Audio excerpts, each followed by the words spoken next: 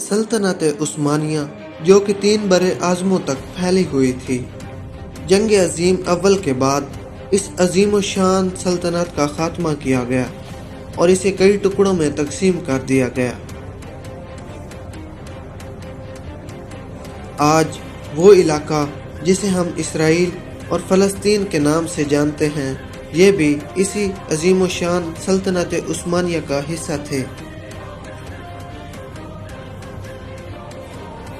ان علاقوں میں مسلمان اکثریت میں آباد تھے، جبکہ یہودی اور عیسائی بھی ان علاقوں میں موجود تھے، لیکن ان کی تعداد اقلیت میں تھی۔ اس علاقے میں مسلمانوں کے مقدس مقامات موجود ہیں، جبکہ یہودی بھی اس علاقے کو اپنے لیے مذہبی طور پر مقدس تصور کرتے ہیں۔ جنگ عظیم اول میں سلطنت عثمانیہ کی شکست کے بعد برطانیہ نے دنیا بھر سے یہودیوں کو یہاں پر اکٹھا کرنا شروع کر دیا۔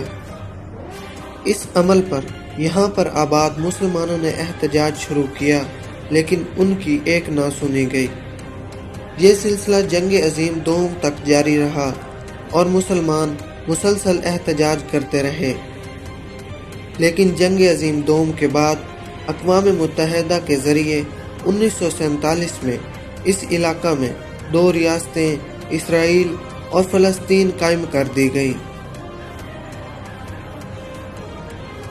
1947 میں قائم ہونے والے اسرائیل اور مختلف عرب ریاستوں میں 1948 میں جنگ شروع ہو گئی، جو کہ سرحدی تنازع کی وجہ سے تھی۔ اس جنگ میں اسرائیل کو فتح ہوئی اور اسرائیل نے فلسطین کا مزید 50% علاقہ اپنے قبضے میں لے لیا، اور اس طرح سے فلسطین پر اسرائیل نے مزید قبضہ کرنا شروع کر دیا۔ اس جنگ کے بعد تقریباً 18 سال تک اسرائیل اور فلسطین اسی شکل میں دنیا کے نقشے پر موجود رہے، اور 1967 یعنی 1967 میں فلسطین اور اسرائیل کے درمیان دوبارہ جنگ چھڑ گئی۔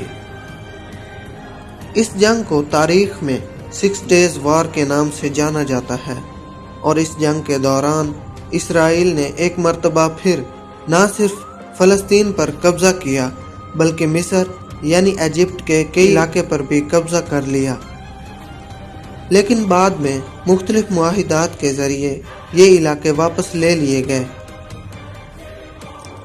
1973 یعنی 1973 میں ان دونوں ممالک میں جنگ کا سما رہا، لیکن بعد میں دونوں فریقین نے ٹیبل ٹاک کے ذریعے بہت سے معاہدات کیے، جن میں فلسطین نے اسرائیل کو تسلیم بھی کیا، اور دونوں ممالک پرامن رہنے پر متفق ہوئے۔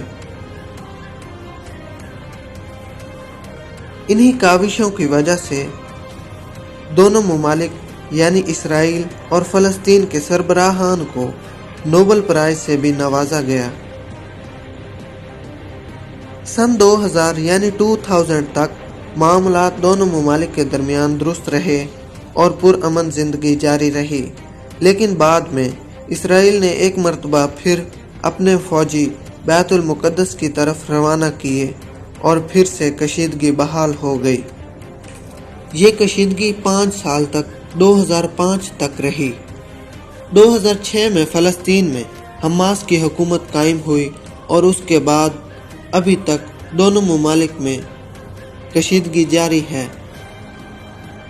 حماس کی حکومت قائم ہونے کے بعد اب تک اسرائیل فلسطین کی آمد و رفت پر قبضہ کیے ہوئے ہے اور مسلسل فلسطینی علاقے پر قبضہ کر رہا ہے، جبکہ دوسری جانب فلسطینی بھی اپنے حقوق حاصل کرنے کے لیے بھرپور کوشش کر رہے ہیں۔ اسرائیل مختلف اوقات میں اپنی فوجی کارروائی فلسطین کے خلاف جاری رکھتا ہے، اور ایسی ہی ایک کارروائی مئی 2021 میں تیز کر دی گئی، اور مسلسل فلسطینی علاقے کو نشانہ بنایا جا رہا ہے۔ دوسری جانب فلسطین کی جانب سے بھی بھرپور جواب دینے کا دعویٰ کیا جاتا رہا ہے۔ حالیہ کارروائی کے دوران تقریباً 250 فلسطینی جاں بحق ہوئے اور 72,000 کے قریب بے گھر ہو گئے۔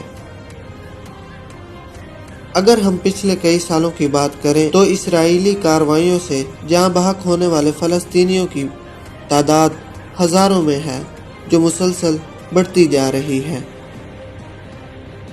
جبکہ حالیہ کارروائی کو اقوام متحدہ میں جنرل اسمبلی کے اجلاس کے بعد روک دیا گیا ہے اور اس جنگ بندی میں مصر نے ثالث کا کردار ادا کیا ہے۔